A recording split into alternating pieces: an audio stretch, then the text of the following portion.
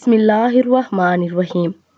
جو لوگ زکوٰۃ ادا نہیں کرتے، حضرت ابو ذر رضی اللہ تعالیٰ عنہ نبی کریم صلی اللہ علیہ وآلہ وسلم سے روایت کرتے ہیں کہ آپ صلی اللہ علیہ وآلہ وسلم نے فرمایا، جس شخص کے پاس اونٹ یا گائے یا بکریاں ہوں اور وہ اس کی زکوٰۃ ادا نہ کرتا ہو تو انہیں روز قیامت لایا جائے گا تو وہ جس قدر دنیا میں تھی اس سے کہیں بڑی اور زیادہ موٹی ہوں گی۔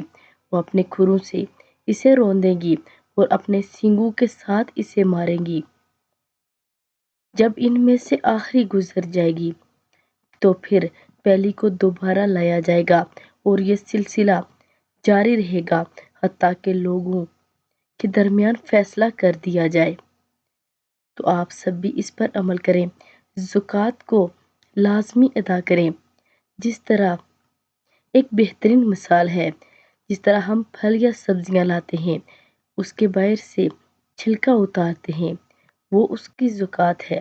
اسی طرح ہر چیز کی زکوٰۃ ہوتی ہے، اونٹ یا گائے، بکریاں، سب چیزوں کی، اور ان چیزوں کی زکوٰۃ بھی ادا کرنی چاہیے۔